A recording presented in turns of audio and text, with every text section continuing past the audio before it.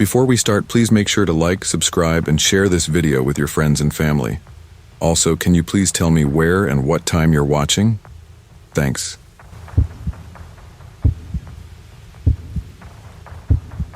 A couple of years ago, my mother and I rented an Airbnb in a small picturesque town near the US-Mexico border. The purpose of our visit was a joyous one, my niece's quinceañera, a celebration marking her 15th birthday. My older sister, who lived in the town, had invited us to arrive a few days early to help with the preparations. The excitement in the air was palpable, and I looked forward to spending time with my family, though I didn't realize this trip would become one of the most chilling experiences of my life. The house we rented was a colonial-style gem, boasting 2 floors, a grand fountain in the courtyard, and a porch framed by intricately designed arches. Its elegance was steeped in history. The walls seemed to whisper stories of bygone eras. The photos online didn't do it justice, and I couldn't help but feel a pang of pride for having found such a beautiful spot for our stay. My mother, too, was immediately enchanted. She loved historical architecture, and seeing her eyes light up as we explored the property brought a smile to my face. After admiring the house for a while, we carried our bags inside, noting the quaint yet slightly eerie charm of the interior. The creak of the wooden floors beneath our feet and the faint musty scent of age added to its authenticity. Despite the house's splendor, we were exhausted from our journey. We barely unpacked before heading straight to bed, eager to recharge for the busy days ahead. The first morning began with a flurry of activity. There was so much to do: visit the event hall, coordinate with the florist, and finalize decorations. My mother and sister handled the details with precision, while I felt more like an extra set of hands. It wasn't that I didn't care about the event, but as a guy, I couldn't muster much enthusiasm for floral arrangements or table settings. After a few hours, my mother suggested I take a break and explore the town. "You've been cooped up all morning. Go stretch your legs," she said with a smile. It had been years since my last visit, and I was curious to see how much the town had changed. I left the house and strolled through the narrow cobblestone streets. Colorful houses lined the roads, their exteriors vibrant against the cloudless sky. However, the midday heat quickly became oppressive. Within 10 minutes, I was drenched in sweat and longing for shade. Reluctantly, I decided to return to the house, resolving to explore more in the cooler evening hours. Once home, I headed straight for the shower. The cold water was a welcome relief, washing away the stickiness of the day. Afterward, I lay down on the bed to rest. I told myself I'd only close my eyes for a moment, but the combination of the heat and the morning's exertion pulled me into a deep, dreamless sleep. I awoke to the sound of faint noises downstairs. At first, I assumed my mother and sister had returned early from their errands. I checked my phone to find it was 6 p.m., hours later than I'd intended to wake. There was a message from my mother explaining they had decided to grab dinner after shopping and wouldn't be back until late. Relieved, I called out anyway, just to be sure they hadn't changed their plans. "Mom, is that you?" No response. The noises continued, a series of soft clinks and muffled thuds, seemingly from the kitchen. My pulse quickened. I called out again, louder this time, but still no one answered. Gripping my phone tightly, I hesitated at the top of the staircase, debating whether to investigate. A rational voice in my head insisted it was nothing. Perhaps the house settling or an animal sneaking in. Another part of me wasn't so sure. Summoning my courage, I made my way down the creaky staircase. The house was eerily quiet now, save for the faint hum of the refrigerator in the kitchen. The living room was empty, its shadows stretching longer in the dimming evening light. I peered into the kitchen, half expecting to find a stray cat or raccoon rooting around for food. But there was nothing. No movement, no sign of disturbance. Feeling a mix of relief and lingering unease, I dismissed the incident as a figment of my imagination. The house was old after all, and probably full of odd noises. I returned to my room and tried to relax, distracting myself with a soccer match on TV. It was during the Qatar World Cup and I hadn't missed a single game. But just as I was beginning to feel at ease, a new sound emerged. This one was different, rhythmic, deliberate, and unmistakably unnatural. It was the creak of wood, like a rocking chair swaying back and forth. My chest tightened as the realization hit me.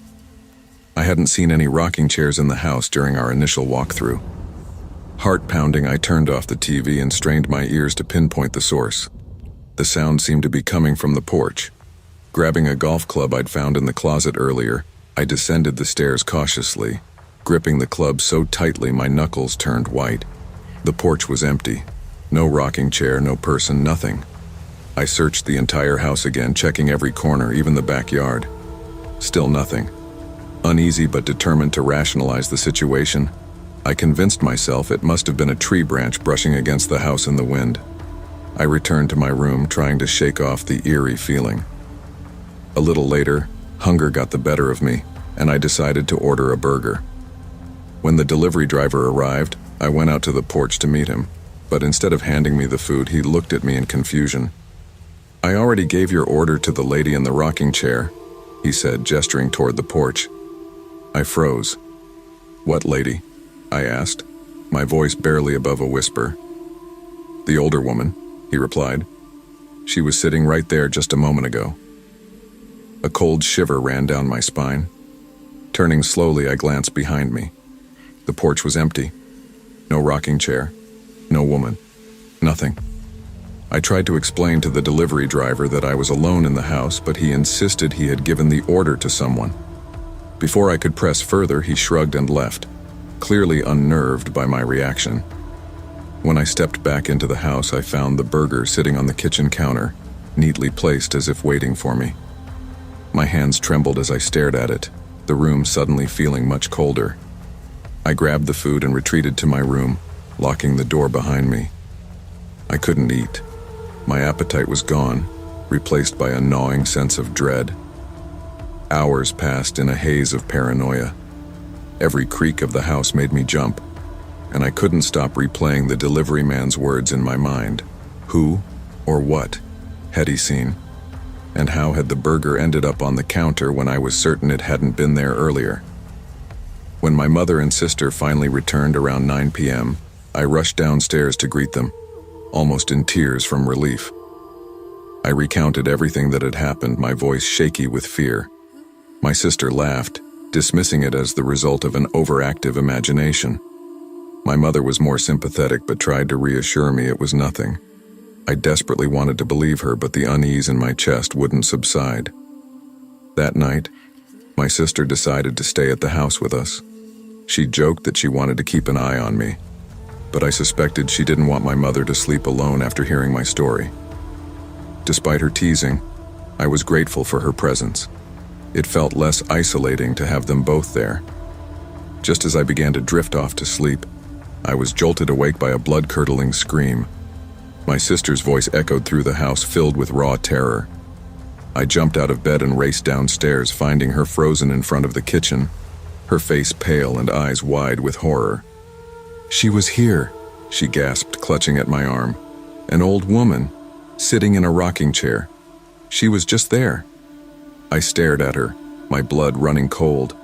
My mother joined us, alarmed by the commotion. My sister described the woman in detail, her hunched posture, the way her bony hands gripped the arms of the chair, and her piercing gaze. But when she had turned on the light, the woman had vanished. We didn't stay another night in that house. By morning, we had packed our bags and booked a room at a nearby hotel. The owner of the property was understanding when I called to cancel, though her explanations for the events, something about local wildlife, felt hollow and dismissive. She refunded most of our payment, but no amount of money could erase the fear that lingered. To this day, I can't explain what we experienced. My sister and I rarely talk about it, but when we do, there's an unspoken agreement to never stay in a house like that again. The memory of the rocking chair and the old woman still haunts me, a chilling reminder that some places hold secrets best left undisturbed.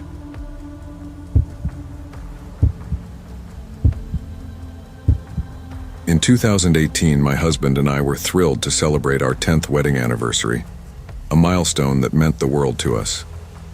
We wanted to mark the occasion with something extraordinary, far removed from our usual routines. After much deliberation about potential destinations, we decided on a romantic getaway in a snowy, picturesque town nestled in the northern reaches of the country. A quaint cabin in the woods seemed the perfect setting for the love-filled weekend we envisioned. Excitedly, we booked the last available cabin on a private road and began planning our escape. The cabin was located at the end of a narrow, tree-lined lane that twisted and turned through the dense forest.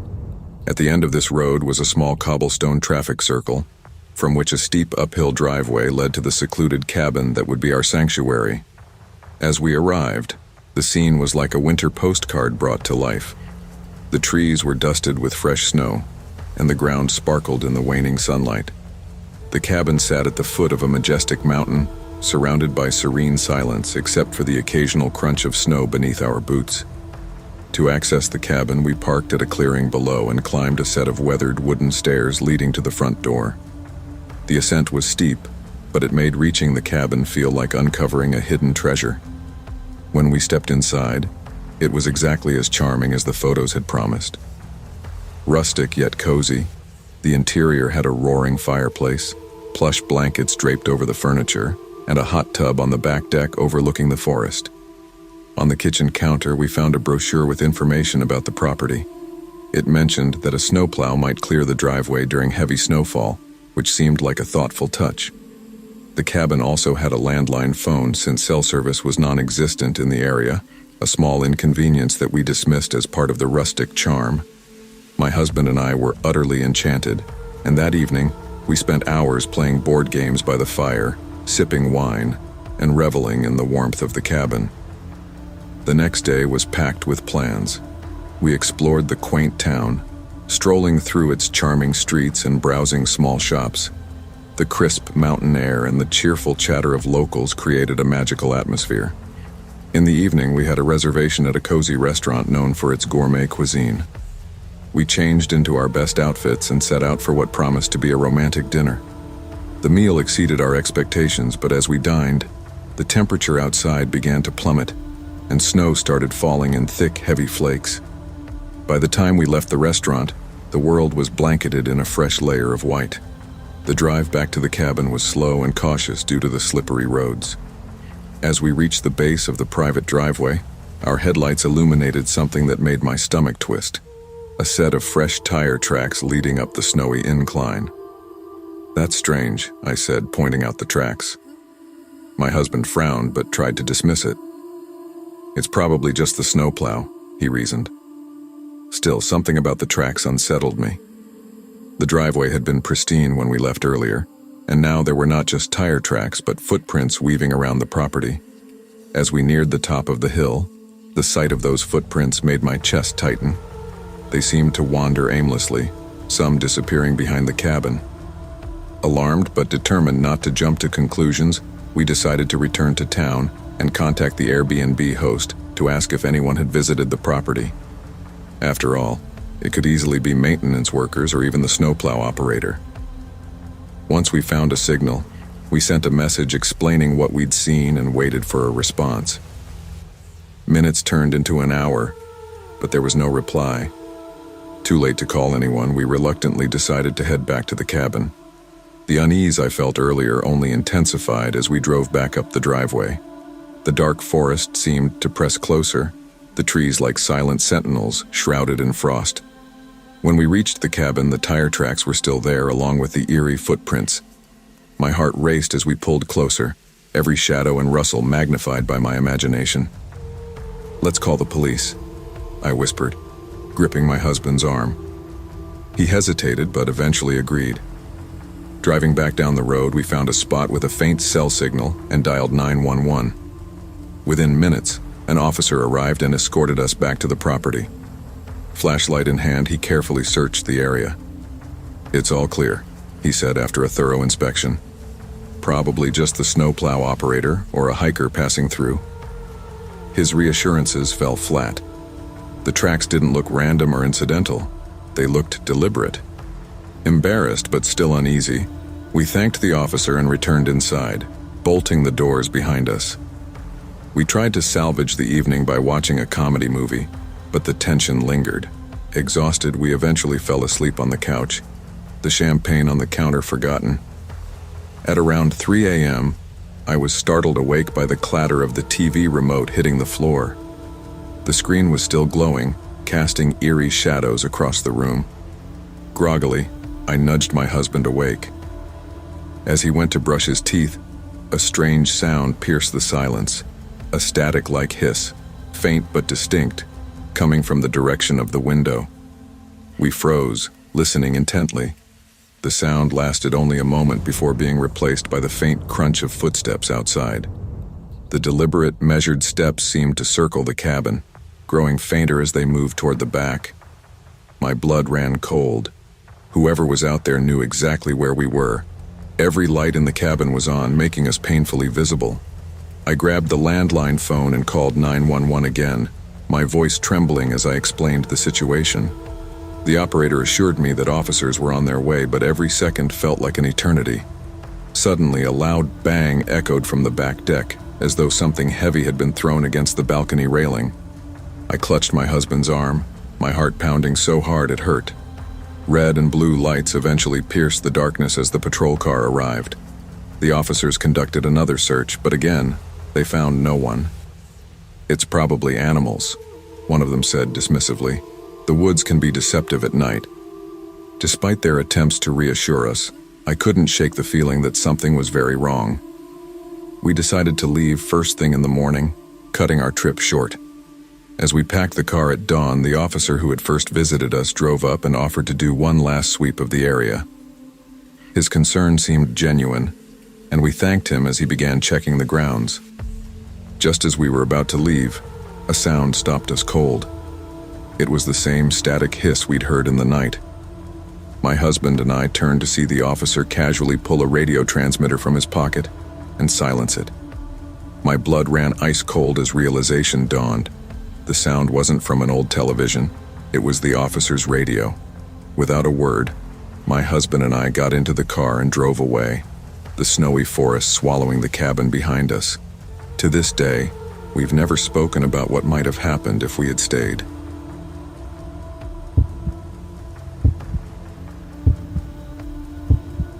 A couple of years ago, my girlfriend Lily and I found ourselves caught in the monotony of our day-to-day lives. Both of us were overworked and drained by the unending demands of our jobs. We needed to escape, just for a while, to recharge and reconnect with each other. So, one evening, we decided it was time to break free from the mundane routine. A getaway was exactly what we needed. The idea started casually, over takeout and a bottle of wine. At first, we considered the usual options: beaches, city trips, maybe even a resort. But nothing felt right. We wanted something quieter, more personal, away from the crowds and chaos. After scrolling through options on various booking websites, we stumbled upon a listing for a guest house in a small rural village 3 hours away. The description was enchanting: a cozy little home on a sprawling farm surrounded by open fields and dense woods. The photos showed a rustic yet charming interior with wooden beams, a stone fireplace and large windows that bathed the rooms in sunlight. Across the street was the main farmhouse, where the elderly owners supposedly lived. It seemed perfect, a retreat into simplicity and peace. We reached out to the hosts, an older couple named Margaret and Thomas, and they responded promptly. They seemed warm and friendly, answering all our questions and accommodating a few small requests like having wine and coffee ready for our arrival. Their responses put us at ease, and before long we booked the guest house for a week. The price was surprisingly affordable, and everything about the arrangement seemed perfect, at least at first. As the days passed, we began planning for the trip with excitement. I imagined quiet mornings sipping coffee on the porch and peaceful evenings by the fireplace. But then, something strange happened. The friendly, responsive emails from Margaret and Thomas suddenly stopped. At first, we brushed it off. Maybe they were busy, or perhaps they weren't particularly tech-savvy. But as the trip drew closer, their silence became unsettling. The final check-in instructions were supposed to arrive the day before we left. They'd mentioned that the key to the guest house would be in a lockbox on the porch and promised to send us the code via email. But as the hours ticked by, there was no email, no message, nothing. Lily grew anxious. "What if they're trying to scam us?" she asked one evening. pacing our small living room. What if they don't even live there anymore? I tried to reassure her, though I was starting to feel uneasy myself. They're probably just busy, I said, though my own conviction was beginning to falter. Let's not overthink it. If worst comes to worst, we can knock on their door when we get there. But as the silence dragged on, her apprehension became contagious. We debated canceling the trip altogether, but I was reluctant to give up on our much-needed getaway. Let's just go, I finally said. We've already paid and we need this break. If something's off, we'll turn around and come home. Reluctantly, Lily agreed, though her unease was clear. And so, early Saturday morning, we packed our bags, loaded the car, and began the 3-hour drive to the farm. The journey was picturesque, with winding roads cutting through fields of tall grass and groves of trees just beginning to show the golden hues of autumn. The farther we drove, the more rural and isolated the landscape became. Cell service dwindled, and soon we found ourselves surrounded by nothing but open fields and dense woods. It was beautiful, but there was an undercurrent of loneliness to it that neither of us mentioned. Finally, we arrived. The property was just as stunning as the photos had promised. The guest house stood quaintly amidst the greenery, its weathered wooden exterior giving it a charming, rustic feel. Across the street was the main farmhouse, a larger structure with a wraparound porch and flower boxes under the windows. But something was off. The main house's front door was wide open, swaying slightly in the breeze. From a distance, we could see that the porch was in complete disarray. Clothes, shoes, and various household items were strewn everywhere, as though someone had ransacked the place or left in a hurry. An old truck sat in the driveway, its bed piled high with belongings, but there was no sign of movement. "What the hell?" Lily muttered, gripping my arm. Her earlier unease returned with full force, and I couldn't blame her. The scene was surreal, like something out of a movie. I parked the car and we both sat there for a moment staring at the house. "Do you think they're inside?" I asked, though I wasn't sure I wanted an answer. Lily shook her head. "It doesn't look like anyone's been here for a while." The silence was oppressive. No dogs barked, no birds chirped, and there wasn't so much as a rustle of leaves. It was as if the entire area was holding its breath. "Let's check it out," I said finally, though my voice lacked confidence. Against Lily's protests, I stepped out of the car and approached the house. The air felt heavy, and every step seemed to echo unnaturally loud in the stillness. "Hello?" I called out as I reached the porch. My voice sounded small, swallowed by the emptiness around me. There was no response. The closer I got, the stranger the scene became. The items scattered across the porch included everything from clothing to kitchenware to photo albums. It looked like someone had packed in a rush but hadn't finished the job. Yet there were no signs of violence, no broken windows, no blood, nothing that suggested an attack. It was as though the owners had simply vanished mid-task. I hesitated at the doorway, peering inside. The interior was just as chaotic as the porch. Furniture was overturned, drawers were open, and more belongings were scattered across the floor. But again, there were no signs of struggle, no indication of why the owners had fled.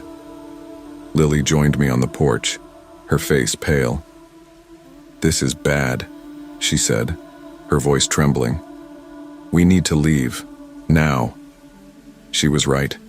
Every instinct in my body screamed that we didn't belong here, that something was deeply wrong.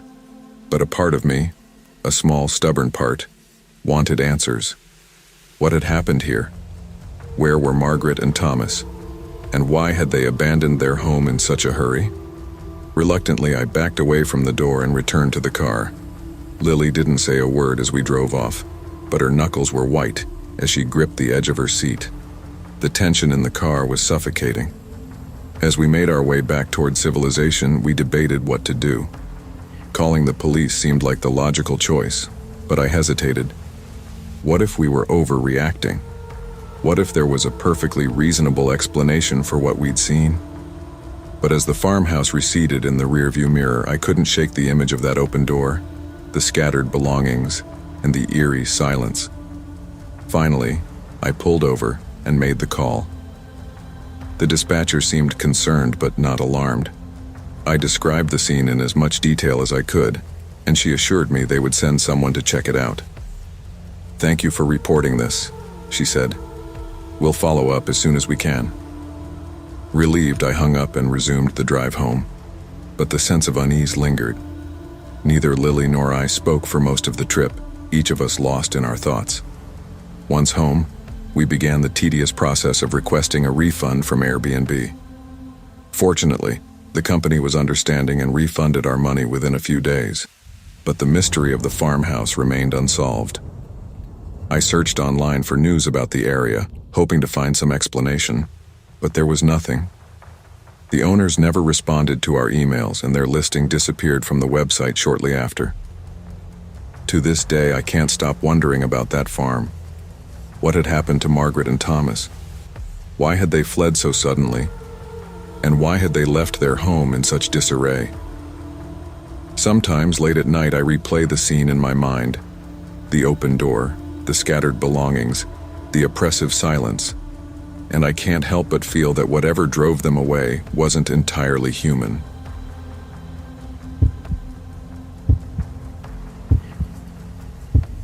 It all started on a day like any other.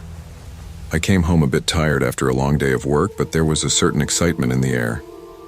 This was my last day of work before a long-awaited vacation. After years of hard work and relentless fatigue, the idea of taking time off felt like a distant dream finally coming true. I couldn't wait to unwind and spend some quality time with my wife Lily, who had also been eagerly anticipating this break. That evening, Lily greeted me with her usual warmth, a kiss and a delicious dinner. She was practically glowing with excitement. Over the meal, she told me how she'd spent the entire day searching for the perfect vacation spot. "I've been scouring Airbnb and a few other places online," she said, her eyes sparkling. "We're going to find somewhere amazing, I promise." After dinner, she went back to the computer, her determination renewed. She wanted a place where we could completely disconnect, a sanctuary with everything we needed so we wouldn't even have to leave the premises.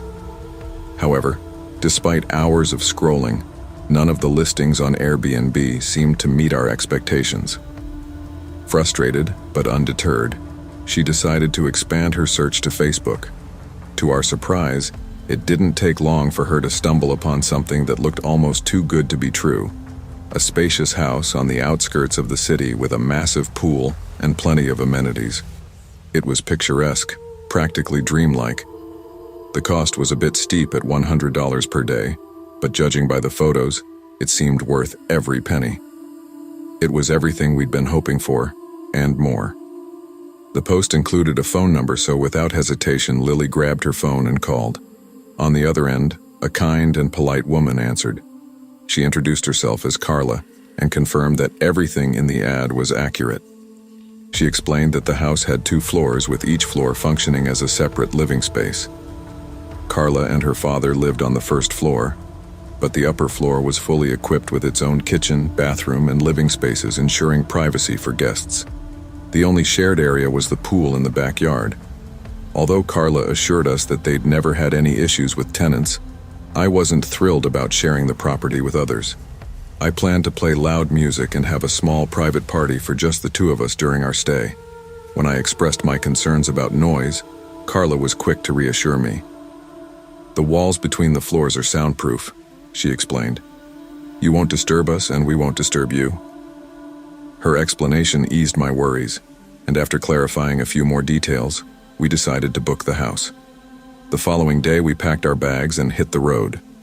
The drive was pleasant, with the scenery gradually transitioning from urban sprawl to peaceful countryside. Rolling hills, scattered farms, and dense patches of trees created a serene backdrop. After a couple of hours, we arrived at our destination. The house was exactly as advertised. It stood on a large plot of land, surrounded by a tall, well-kept hedge. The pool sparkled in the afternoon sunlight, and the upper floor's balcony offered a stunning view of the surrounding fields. Carla greeted us warmly at the gate, but there was something about her demeanor, a slight nervousness, that I couldn't quite put my finger on. She led us on a tour of the upper floor, pointing out the spacious living room, the cozy bedrooms, and the modern kitchen. Everything seemed in order, but as we followed her downstairs to meet her father, Raoul, the atmosphere shifted. Raoul was not what I had imagined. He was a tall, intimidating man with a rough, weathered appearance, as though life had been unkind to him. He greeted us politely but curtly, his deep voice adding to his imposing presence. It felt like we were intruding on his space, even though we'd just arrived. Lily clung to my arm, her unease palpable. "If all goes well, this will be the only time we'll need to talk," Raoul said matter-of-factly. He explained that he was a retired engineer living off his pension and renting out the upper floor for extra income. His words were polite, but his tone carried an undercurrent of impatience. Despite the initial awkwardness, the rest of the day went smoothly. We settled in, unpacked our belongings, and stocked the kitchen with groceries. The first evening was blissful. We laughed, played board games, and enjoyed each other's company, grateful for the chance to relax. However, as night fell, the atmosphere began to change. The bedroom with its soundproof walls was eerily silent. Too silent. The lack of ambient noise made the air feel heavy, almost oppressive. When I closed the door behind us, it was as if we'd stepped into a vacuum. "Let's test how soundproof this place really is," Lily suggested, trying to lighten the mood. She proposed an experiment. She would stay inside and make noise while I waited in the hallway to see if I could hear her. I reluctantly agreed, more out of curiosity than anything else. But when I pressed my ear to the door, I heard nothing, not even the faintest sound. I tried using a glass as an amplifier, but it was no use. The silence was absolute. Standing in that hallway, I suddenly felt a chill. The air grew thick, and a sense of unease crept over me. It was irrational, but I felt as though I was being watched. I turned around quickly, half expecting to see someone or something behind me. But there was nothing. Lily opened the door, breaking the tension. "See? Pretty soundproof, huh?" she said with a nervous laugh. I nodded, forcing a smile. But the unease lingered. That night, sleep eluded me. The silence was maddening, amplifying every creak of the floorboards, every whisper of the wind. Shadows seemed to shift in the corners of the room, and the sensation of being watched grew stronger. At one point I thought I saw movement, but I convinced myself it was my imagination. Thirst eventually drove me out of bed. I tiptoed to the kitchen, the sound of my own breathing unnervingly loud in the oppressive quiet. As I reached for a glass of water, a faint sound, a rhythmic tapping, caught my attention. My heart raced as I tried to locate the source. The tapping grew louder, and I realized it was coming from behind me. I turned, but there was nothing there. Panic set in, and I fled the room, heading outside for air. As I reached the pool, I felt a presence behind me. I turned slowly, and my blood ran cold. Standing there was a figure shrouded in mist, its single glowing eye staring straight into my soul. It was an image of pure terror. I ran, stumbling into a small tool shed. Locking the door behind me, I crouched in the corner, trembling. The air grew colder, and the silence pressed against my ears like a physical weight. Then the door burst open, and Raoul stood there looking down at me. "What are you doing in my tool shed?" he asked, his voice gruff but not unkind. Embarrassed and shaken, I stammered an apology. He guided me back to the main house where Lily was waiting, her face etched with worry. Over tea, Raoul explained that the house's soundproofing was a leftover from his failed attempt to build a music studio. He assured me there was nothing to fear, but I couldn't shake the memory of that glowing eye. The rest of the trip was a blur of unease and paranoia. Shadows seemed to dance in every corner, and the silence became suffocating. By the time we left, I was a wreck, and Lily was more concerned than angry. As we drove home, I apologized for ruining the vacation, but she brushed it off. "You had a panic attack," she said gently. But deep down, I wasn't convinced. Panic attack or not, I know what I saw. And to this day, I can't help but wonder if there's something in that house that defies explanation. Something watching, waiting, lurking just beyond the silence.